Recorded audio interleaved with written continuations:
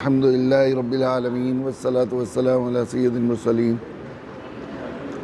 وخاتم النبیین وعلی آلہ وصحبہ اجمعین ومن تبعہم بإحسان ودعا بدعوتہم الی یوم الدین اما بعد فاعوذ باللہ من الشیطان الرجیم بسم اللہ الرحمن الرحیم وما آتاکم الرسول فخذوہ وما نہاکم عنہ فانتہوا۔ خواتین و حضرات، رمضان مبارک کے اس مبارک مہینے اللہ تعالیٰ کی عطا کے اس جشن شاہی کی قدردانی کے لیے اللہ کے نبی صلی اللہ علیہ وسلم نے جو باتیں، جو ہدایات ہمیں عطا دی ہیں، ان میں ایک ہدایت یہ بھی فرمائی آپ نے کہ 4 چیزوں کی تم رمضان مبارک میں کثرت کرو۔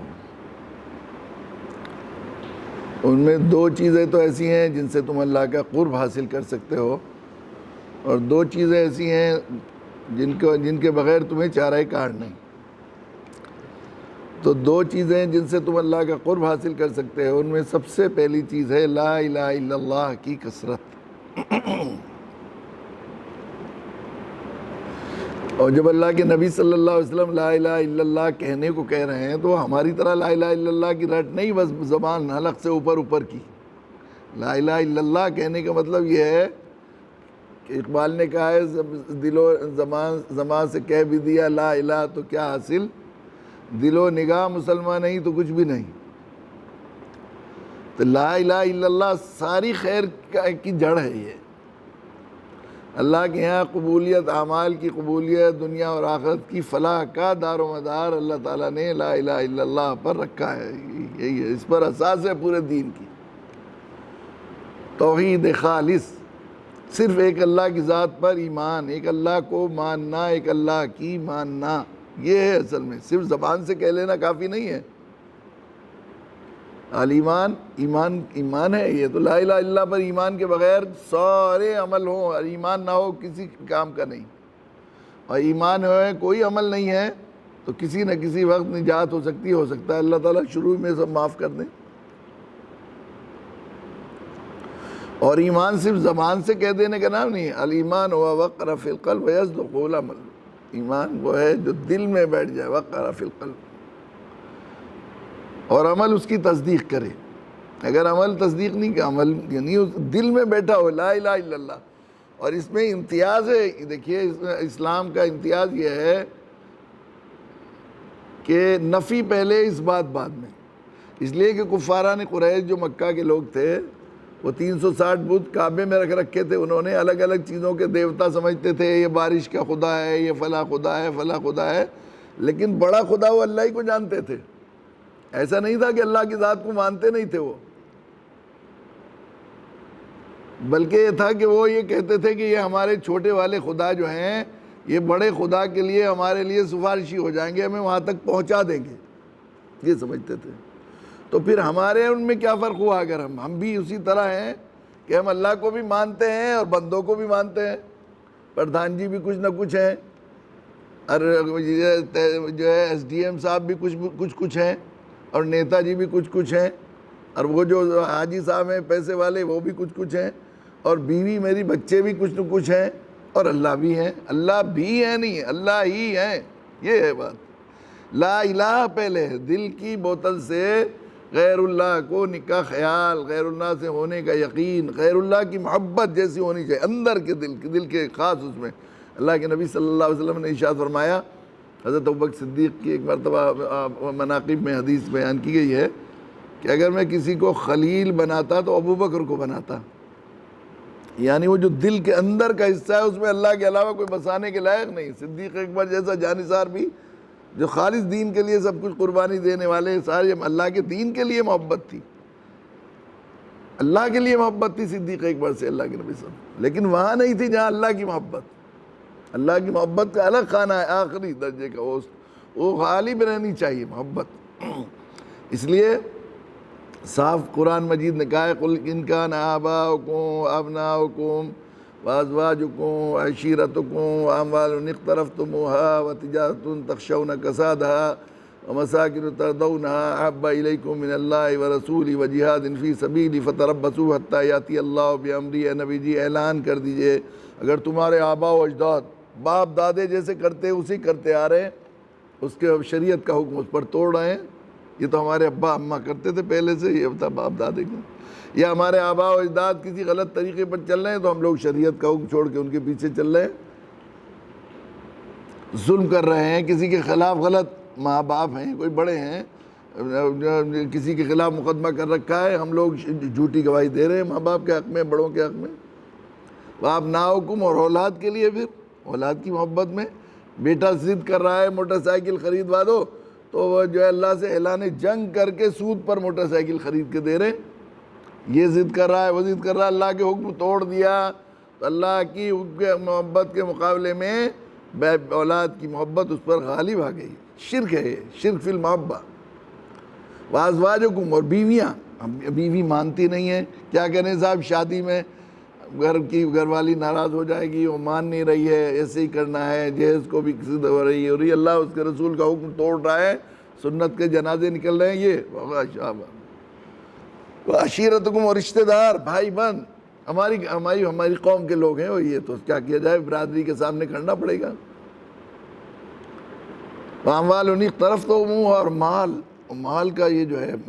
نقصان ہو جائے گا اگر ہم لوگ جائز طریقے سے کریں گے، جھوٹ نہیں بولیں گے تو یہ مال بکے گا نہیں، جھوٹ کے واسطے سے بے ایمانہ نہیں کریں گے تو کیسے ہوگا، ملاوٹ کر کے کرنے بغیر زیادہ پیسہ کیسے ملے گا، دودھ میں پانی نہیں ملائیں گے تو کیسے زیادہ نفع ہوگا، یہ مال کی محبت بڑھ گئی۔ وَتِجَارَةٌ تَخْشَوْنَ كَسَادَهَا، جو تجارت جس کے نقصان کے لیے، نقصان ہونے سے تم چہرہ اتار دیتے ہو، ڈرتے ہو تم۔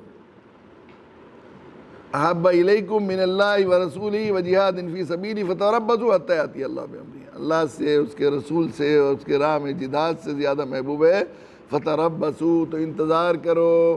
اللہ کا عذاب آیا چاہتا ہے، حتی یاتی اللہ بامرہ، اللہ کا حکم آ جائے، اللہ کی پکڑ آنے والی ہے۔ والذین آمنوا اشد حب اللہ، ایمان یہ ہے کہ ساری محبتوں پر اللہ کی محبت غالب، بس اللہ کے لیے، یہ جو آدھا تیتر آدھا بٹیر بھی، یہ جو ہے نا، اللہ بھی راضی ہو جائے، اس لیے نہیں کہ جو کچھ کرنا ہے اللہ کے لیے، بس اللہ کے لیے کرنا، اللہ کے لیے مرنا، اللہ کے لیے جینا، اس کا نام ہے لا الہ الا اللہ۔ یہ جو دوسروں کے لیے کہتے ہیں، اس موقع پر مجھے حضرت مجدد یقین حضرت مولانا یوسف صاحب رحمۃ اللہ علیہ کی ایک وصیت اکثر دہرایا کرتا ہوں میں اپنے مذاکرے کے لیے اور یادداشت کے لیے،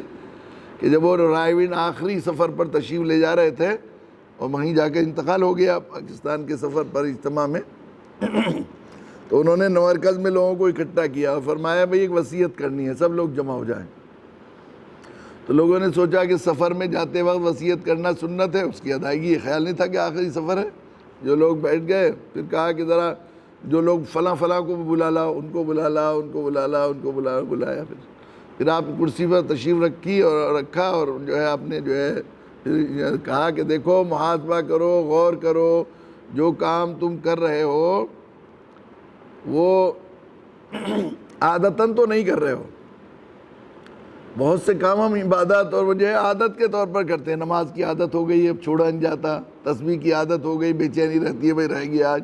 فلاں کی عادت ہو گئی، یہ دعا پڑھنے کی عادت ہو گئی، 24 سورتیں پڑھنے کی عادت ہو گئی ہے، یہ فلاں کی عادت ہو گئی، یہ عادت اللہ کی رضا نہیں ہے، یہ عادت کے لیے پڑھ رہے ہیں، اپنی تسلی کے لیے، اپنی تسکین کے، عادتاً تو نہیں کر رہے ہو،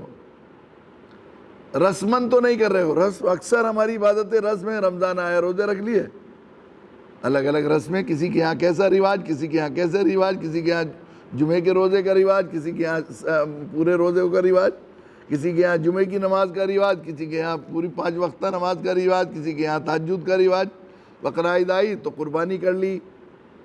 عید آئی تو عید کی دو گانا پڑھ لیا، بس ایک رسم ہے، رسماً تو نہیں کرو، رسم و رواج بھی اللہ کے لیے نہیں، جو کام تم کر رہے ہو عادتاً تو نہیں کر رہے ہو، رسماً تو نہیں کر رہے ہو، مجبوراً تو نہیں کر رہے ہو۔ اب ایک طبقے سے جڑے ہوئے ہیں تو مجبوراً مدرسے میں پڑھاتے ہیں تو نماز پڑھنی ہے، داڑھی رکھنی ہے، ٹوپی پہننی ہے، اور جناب اس میں مدرسے میں پڑھانا ہی ہے، گھنٹے لینے ہی ہیں، مجبوراً تو نہیں کر رہے ہو۔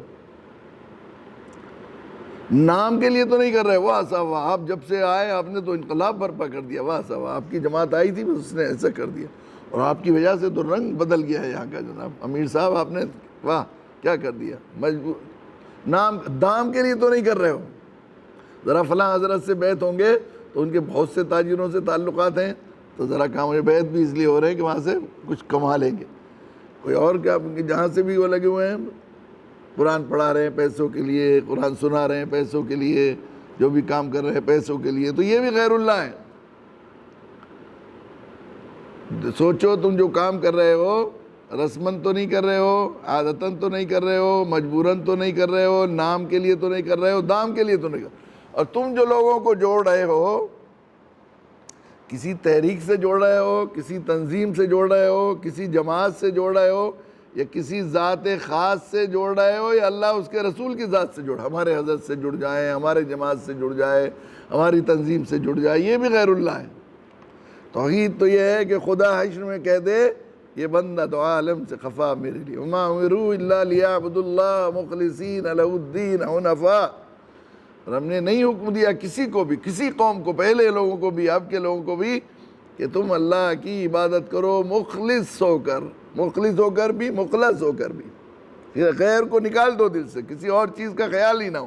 صرف اللہ ہی راضی ہو جائے، حنفاء یکسو ہو کر بالکل۔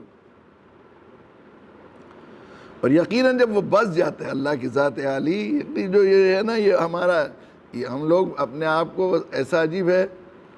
کہ وہ جو ہے وہ دلوں میں، ہم بھی مسلمان ہیں، حضرت مولانا نور اللہ مرقدہ نے کہیں لکھا ہے کہ ابو جہل ابو لہب کو معلوم ہو جائے کہ ایسے مسلمان ہیں ہم، جیسے ہم ہیں آج کے مسلمان، کہ اللہ بھی راضی ہو جائے، وہ بھی راضی ہو جائیں، یہ بھی ہیں، صحیح بات ہے، لیکن حاجی جی بھی کسی لائق ہیں، بھائی اتنے بڑے آدمی ہیں، وہ پیسے دیں گے ہمیں، فلاں صاحب ہیں، یہ بھی تو ہیں، پردھان جی بھی تو کچھ ہیں ان کے لیے، فلاں ایس ڈی ایم صاحب بھی تو کچھ ہیں، کمشنر صاحب بھی تو کچھ ہیں، ایسا تھوڑا ہی ہے ایک بات، وہ بھی تو ہے، بس بات کی بات، یہ جو ہے کچھ وہ بھی ہیں، تو کہتے تھے وہ ابو جہل آ کے حیرت کرتے، ہم سے جنگ کرتے کہ تمہیں اگر اسی بات پر تھا تو ہمیں کیا لڑنے لڑانے کی ضرورت تھی، ایسے تو ہم بھی مسلمان بن جاتے، جیسے تم بس لا الہ الا اللہ پڑھ لیا زبان سے اور دلوں میں وہ بت نہیں تو دوسرے بت ہیں، گھر والے عزیز ہیں، بہن ہیں، بھائی ہیں، ان کے لیے جب اللہ کے حکم کو توڑ رہے ہیں، اور غیر اللہ پر یقین، خوف و امید کے تعلقات کسی غیر سے وابستہ کی، پوری صفات، ذات و صفات کے ساتھ اللہ کو ماننا، کوئی اور ضرر اور نفع پہنچانے والا ہو سکتا ہے، یہ دل سے نکال دینا، اس کا نام ہے ایمان۔ اللہ کی ذات بڑی توحید کے سلسلے میں آخری درجے میں غیرت مند ہے۔ حضرت بایزید بستامی رحمۃ اللہ علیہ، جن کی توحید کی کمال، وہ مثال دی جاتی ہے موحد ہونے کی، اور اتنا اپنی ذات اتنا فنا کر دیا انہوں نے، ایسی کیفیت کے توحید وجودی کے وجدان اور ذوق سے ان پر بہت دن تک طاری رہا، اور وہ کہتے رہے سبحانی ما اعظم شانی، میری کوئی حیثیت ہی نہیں ہے، یعنی اپنے آپ کو فنا کر کے 100% یہ کیفیت ہو گئی تھی ان کی، جس پر جو ہے فقہاء نے جو ہے ان کے اوپر حکم بھی لگایا۔ وہ ان کے بارے میں آتا ہے کہ وہ انتقال ہو گیا تو کسی نے خواب میں دیکھا، تو انہوں نے پوچھا کہ تم جو ہے کیا لے کے آئے ہو بایزید ہمارے لیے؟ کہ اللہ آپ توحید لے کر آیا ہوں، آپ کے علاوہ کسی کو مانا نہیں کسی بھی۔ تو حکم ہوا کہ وہ دودھ والی رات، ایک روز دودھ پیا انہوں نے، اور جو ہے رات کو پیا تھا، پیٹ میں درد ہو گیا ان کا، دودھ سے درد ہو گیا کہ وہ بے ادب، دودھ میں کیا طاقت ہے کہ درد کرے، اتنی حساس ہے اللہ کے ساتھ۔ اور یقیناً جب اللہ کی ذات عالی سے تعلق پیدا ہو جائے گا تو پھر ظاہر ہے کہ جب اس کی پہچان ہو جائے گی، جب اس کی معرفت پیدا ہو جائے گی، اللہ کی ذات عالی سے تعلق اور اس کی ذات پہچان پیدا ہو جائے گی، معرفت پیدا ہو جائے گی، تو یقیناً غیر اللہ کا صحیح جو حق ہے توحید کا وہ حاصل ہو جائے گا، عقیدہ صحیح ہو جائے گا ہمارا یہ توحید کے سلسلے میں۔ تو پھر غیر اللہ کو جتنے لوگ، جتنے اللہ کے نیک بندے جن کے دل میں اللہ کی ذات کا یقین بیٹھ گیا ہے، غیر اللہ کی ان کے ہاں مچھر کے پر کے برابر بھی اہمیت نہیں، کچھ بھی نہیں ہوئی۔ حضرت شرف الدین یاہ منیری رحمۃ اللہ علیہ اس آیت شریفہ سے استدلال کیا کرتے تھے، ان الملوک اذا دخلوا قریۃ افسدوها وجعلوا عزت اہلھا ذلہ، جب بادشاہ کسی بستی میں جایا کرتا ہے، حضرت سلیمان علیہ السلام کے زمانے کا وہ ہے، ملکہ بلقیس نے جب حضرت سلیمان علیہ السلام نے ان کو خط بھیجا کہ بھئی تم اسلام قبول کر لو اور آ جاؤ، میری ماتحتی قبول کر لو، تو اس نے درباریوں کو بٹھایا اور کہا کہ دیکھو خط آیا، انہ من سلیمان و انہ بسم اللہ الرحمن الرحیم، سلیمان کی طرف سے ہے، تو کیا خیال ہے تم لوگوں کا اس کے بارے میں؟ انہوں نے کہا کہ ہم جیسا آپ فیصلہ کریں ٹھیک ہے، لیکن ہم تو قوی ہیں، جو ہے وہ جنگ کے لیے تیار ہیں۔ تو سلیمان بلقیس نے یہ بات کہی کہ ان الملوک اذا دخلوا قریۃ افسدوها وجعلوا عزت اہلها ذلہ، جب بادشاہ کسی بستی میں داخل ہوا کرتے ہیں تو وہاں پر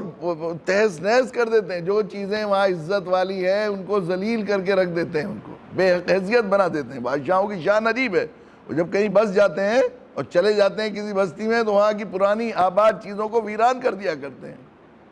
حضرت شرف الدین یا منیری رحمۃ اللہ علیہ کہتے تھے وہ ذات عالی مالک الملک، وہ جو ہے سارے بادشاہوں کے بادشاہ جب کسی دل کے شہر میں بس جاتے ہیں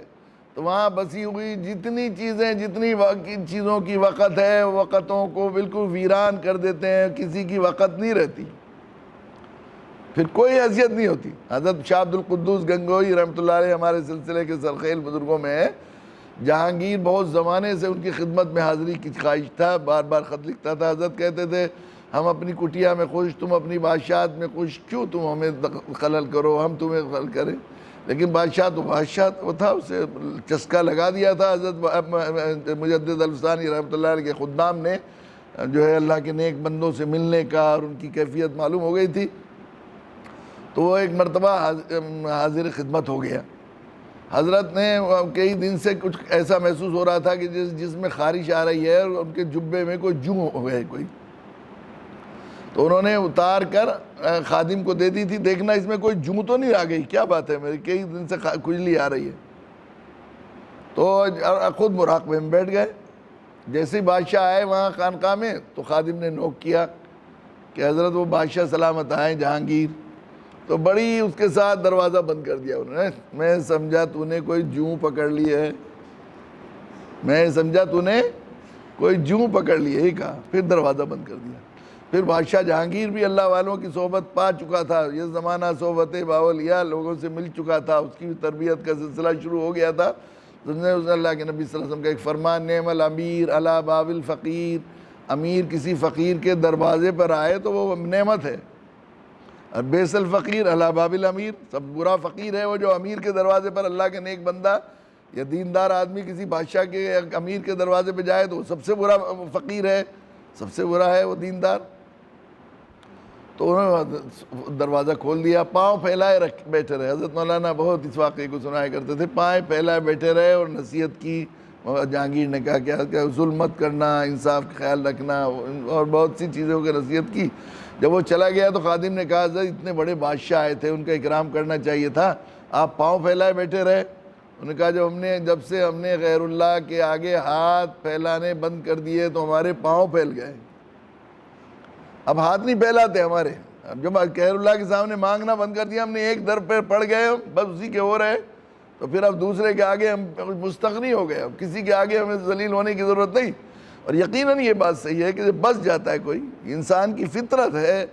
کہ بڑا کس کی سامنے ہو جائے اور تعلقات ہو جائیں یا بڑے سے کچھ نسبت پیدا ہو جائے تو چھوٹوں کی بے وقتی خود بخود ہو جاتی ہے، بے حقیقت نکل جاتی ہے۔ مجھے یاد ہے کہ وہ اس میں کرناٹک میں ہم لوگ، وہ جو ہمارے ماسٹر عامر ہیں جنہوں نے بابری مسجد پہ سب سے پہلے کدال چلایا تھا، اور اللہ نے ان کو ہدایت دی، ہمارے دعوتی ساتھی ہیں یا تو بہت جانتے ہی ہیں آپ سب حضرات، اکثر لوگ واقف ہیں ان سے۔ تو وہ ایک پروگرام میں تھے تو ان کا تعارف کرایا ناظم جلسہ نے کہ یہ بلبیر سنگھ جی ہیں جو فلاں تاریخ کو جو ہے انہوں نے اسلام قبول کیا، وہ فلاں چھوڑ کر ہندو دھرم چھوڑ کر فلاں اسلام دین قبول کیا ہے، اور یہ وہ ہیں جنہوں نے بابری مسجد کو شہادت میں سب سے پہلے کدال چلایا تھا۔ تو وہ کھڑے ہوئے اور کہنے لگے مجھے ناظم جلسہ کے تعارف سے اتفاق نہیں ہے، میں نے کوئی دھرم ورم نہیں چھوڑا، میں نے ادھرم چھوڑا اور دھرم قبول کیا، اگر آپ ہی شرک کو دھرم کہیں گے تو پھر دعوت کس بات کی دیں گے؟ پھر انہوں نے کہا کہ مجھے بہت افسوس ہے کہ اللہ کے گھر میں کھڑے ہو کر، مسجد میں پروگرام تھا، بہت بڑی مسجد تھی، اللہ کے گھر میں کھڑے ہو کر میرا یہ تعارف کرایا جا رہا ہے کہ وہ کمینہ بندہ ہے اس اللہ کا جس نے خود اپنے رب کے مکان اس کو ڈھانے میں سب سے پہل کی تھی۔ لیکن جن لوگوں نے ہم سے گروایا ان کا کوئی نہیں کہتا ان کو، جن لوگوں نے ہم سے گروایا ان کا کوئی ذکر نہیں ہوتا۔ تو کہنے لگے دیکھیے انسان کی فطرت یہ ہے کہ بڑے کو دیکھ کر آدمی چھوٹے کی اہمیت ختم ہو جاتی ہے۔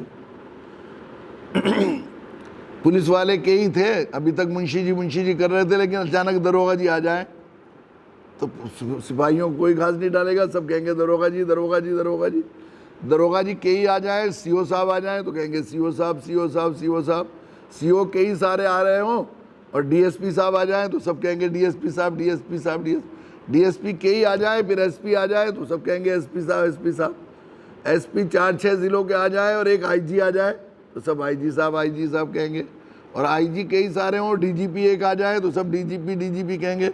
اور سی ایم آ جائے تو 5-4-10 ڈی جی پی بھاگے پھرتے ہیں، کوئی ان کو سلام بھی نہیں کرتا، سب سی ایم صاحب۔ اور 4-6 صوبوں کے سی ایم آ جائیں، پی ایم آ جائیں، پھر پرائم منسٹر تو سب پی ایم صاحب کریں گے۔ بڑے کو آ جائے، انہیں سمجھ میں آ جائے تو چھوٹے کو نظر انداز، دل میں اس کی وقت ختم ہو جاتی ہے۔ اگر ہمیں مسجدوں کو یہ بتایا ہوتا مسلمانوں نے کہ اللہ اکبر کیا چیخ رہے ہیں مسجد کے میناروں سے، اللہ سب سے بڑا ہے، اللہ سب سے بڑا ہے، اللہ اکبر، اللہ سے کوئی بڑا نہیں، اللہ سے نہ کوئی طاقت میں بڑا ہے، اللہ سے نہ کوئی عزت میں بڑا ہے، اللہ سے نہ کوئی جو ہے خزانوں کی مالک ہونے سے بڑا ہے، نہ نفع نقصان میں کوئی بڑا ہے، اللہ سے زیادہ کوئی نہیں، نہ اللہ سے زیادہ کوئی رحمت میں بڑا ہے، وہی ہے۔ تو ہم لوگ پھر اس دربار میں جا کر ناک رگڑتے، پیشانی پڑتے یا اس سے ٹکراتے، ہم اپنی تباہ کرتے اپنی دنیا آخرت۔ تو جن لوگوں نے ہمیں بتایا نہیں اللہ اکبر کے معنی، اصل مسجد کو گرانے والے وہ ہیں، گروانے والے ہم سے، ان کا کوئی ذکر نہیں ہوتا۔ یقیناً یہ بات صحیح ہے کہ اللہ کی ذات و صفات کے، لا الہ الا اللہ کا مطلب یہ ہے کہ اللہ کی ذات و صفات کے ساتھ اللہ کو اکیلا ماننا۔ اس لیے بعض فقہاء نے تو یہاں تک لکھا ہے، یہ عقیدے کا مسئلہ ہے، اگر دل میں یقین ہے کہ میں ملازمت چھوڑ دوں گا تو میں بھوکا مر جاؤں گا، میں دکان بند کر دوں گا تو مجھے روٹی نہیں ملے گی، میرے بچے بھوکے مر جائیں گے، تو پھر اب اس کے لیے دکان کرنا جائز نہیں ہے شرعاً، اس لیے کہ اللہ کو دکان کو رازق مانا اس نے۔ اور سچی بات یہ ہے کہ ہم لوگوں کا حال دیکھیے، اسباب کے طور پر اللہ تعالیٰ نے دنیا کو دارالاسباب بنایا ہے، لیکن اسباب میں جان پیدا کرنا اور صلاحیت پیدا کرنے کی طاقت صرف اللہ کی ہے۔ اگر ہم بالکل، ہمارا حال یہ ہے کہ بالکل اسی طرح ہمارے یقین اور اعتماد ہوتا ہے، اور پھر ہم مسلمان بھی کہتے ہیں، اپنے آپ کو موحد بھی کہتے ہیں۔ اس لیے رمضان مبارک میں ظاہر ہے کہ اللہ کا قرب تو اس کے بغیر حاصل ہو ہی نہیں سکتا، رمضان بے رمضان میں بھی، کہ جب آدمی جب تک توحید میں کمال خالص نہ ہو، توحید خالص، ملاوٹ والی توحید بالکل اللہ کے ہاں پسند نہیں، اللہ کے یہاں کہ اللہ بھی ہے۔ یہ تو وہ کہتے ہی تھے کفار مشرکین سارے کہ اللہ بھی، اللہ بڑا ہے، باقی چھوٹے ہیں خدا۔ تو ہمارے بھی الگ الگ بت ہیں، یہ سب جو پال رکھے ہیں ہم نے الگ الگ طرح سے، اور پھر ہم اپنے آپ کو موحد بھی کہتے ہیں۔ تو پہلی چیز اس کے کہا کہ لا الہ الا اللہ کی کثرت، دوسرے استغفار کے سلسلے میں اس دن کافی بات ہو چکی تھی کہ استغفار ایک ایسا تیر بہدف نسخہ ہے، یہ نسخہ کیمیا ہے، یہ شاہ کلید ہے، زندگی دنیا اور آخرت کی ساری کنجیں کھولنے کی شاہ کلید ہے۔ استغفار کی جو فضیلت اور جو اللہ کے نبی صلی اللہ علیہ وسلم نے بتایا ہے علاج مشکلوں کا، پریشانیوں کا، انشاءاللہ اس سے ہوگا۔ پھر دوسرے یہ ہے کہ ان اللہ یحب التوابین، توبہ کرنے والے کو اللہ محبوب بنا دیتا ہے۔ اللہ کے نبی نے بھی ارشاد فرمایا 2 چیزیں ایسے ہیں جن سے تم اللہ کا قرب حاصل کر سکتے ہو، ایک لا الہ الا اللہ کی کثرت اور ایک استغفار کی کثرت، اور 2 چیزیں ایسی ہیں جن سے تمہیں چارہ کار نہیں ہے کہ جنت کی طلب کرنا اور دوزخ سے پناہ چاہنا، اس کے بغیر تو چارہ نہیں ہے آدمی کو، سب کو جانا ہے، ادھر جا رہے ہیں۔ سب سے بڑا مسئلہ یہی ہے کہ جہنم سے بچ جائیں، فمن زحزح عن النار وادخل الجنۃ فقد فاز، جو جہنم سے بچ گیا اور جنت میں چلا گیا وہ جائے گا، جو ہے تحقیق کے کامیاب وہ ہے۔ ترمذی شریف کی ایک روایت ہے، جو شخص روزانہ جو ہے 3 مرتبہ اللہ سے جنت کو طلب کرتا ہے تو جنت اللہ سے درخواست کرتی ہے، اے اللہ اس بندے کے لیے مجھے مقدر فرما دیجئے، جنت کے درخواست کرتی ہے۔ اللہم انا نسألک رضاک والجنہ ونعوذ بک من غضبک ومن النار، یہ دعا اللہ کے نبی صلی اللہ علیہ وسلم نے سکھائی۔ ایک اور دعا سکھائی، اللہم انی اسألک الجنۃ وما قرب الیہا من قول و عمل ونعوذ بک من النار وما قرب الیہا من قول و عمل۔ اللہ ہمیں جو ہے جنت کے عطا فرما دیجئے، اور وہ چیزیں جو قول و عمل سے جنت کی طرف قریب کرنے والی ہوں وہ بھی ہمیں عطا فرما دیجئے، اور جہنم سے ہمیں نجات عطا فرما دیجئے، اور ان اعمال سے بھی نجات عطا فرما دیجئے وہ قول و عمل کے اعتبار سے جو جہنم کے قریب کرنے والے ہوں وہ مانگے۔ تو اللہ کے نبی صلی اللہ علیہ وسلم نے 4 چیزوں کی کثرت کا حکم کیا، تو ہمیں بھی اس کا لحاظ کرنا چاہیے کہ ہم لوگ ان 4 چیزوں کی کثرت کریں۔ اللہ تعالیٰ ہمیں توفیق عطا فرمائے کہ ہم جو ہے اللہ کے نبی صلی اللہ علیہ وسلم کی فرمان کی قدر کریں، اس لیے کہ قرآن نے ہمیں حکم دیا ہے ما آتاکم الرسول فخذوہ وما نہاکم عنہ فانتہوا۔ رسول تمہارے لیے کیسے پیارے، کیسی محبت کرنے والے، کیسی شفقت کرنے والے، تمہارے کیسے خیر خواہ ہیں، تم ان کے جو تمہیں دیں اسے قبول کر لو، جس چیز سے روکیں تم رک جاؤ۔ تو رمضان مبارک کی اگر ہم قدر و منزلت کرنے والے ہیں اور ہم یہ چاہتے ہیں کہ رمضان میں اللہ کی رحمت کے حقدار ہوں، تو ہمیں ان 4 چیزوں کی کثرت بھی کرنی چاہیے، خصوصاً اپنے ایمان کا محاسبہ کر کے ایمان خالص، توحید خالص، عقیدے کو اپنے صحیح کرنا چاہیے، خصوصاً اللہ کی ذات و صفات میں کسی کو شریک نہ کریں، اور ہمارا ایمان ہو، مضر مانگیں اسی سے، اور اسی کو نفع نقصان کی امید اور خوف اسی کے ساتھ وابستہ ہو جائے۔ یقیناً توحید زندگی میں کہ یہ بھی اس میں کوئی شک نہیں کہ اللہ سے تعلق، اللہ سے محبت کی بادشاہت ایسی بادشاہت ہے۔ شاہ عبد القادر جیلانی نور اللہ مرقدہ فرمایا کرتے تھے، اگر دنیا کے بادشاہوں کو معلوم ہو جائے کہ ہمارے دل میں کیسی بادشاہت ہے اللہ سے تعلق کی، اللہ سے محبت کی، تو یہ دنیا والے ہم سے جنگ کر کے ہماری بادشاہت چھیننے کی کوشش کریں کہ یہ تو بہت بڑی بادشاہت ہے، بڑی دولت ہے۔ اللہ تعالی ہمیں بھی یہ توحید کی اور تعلق مع اللہ کی بادشاہت نصیب فرمائے۔ وآخر دعوانا الحمدللہ رب العالمین۔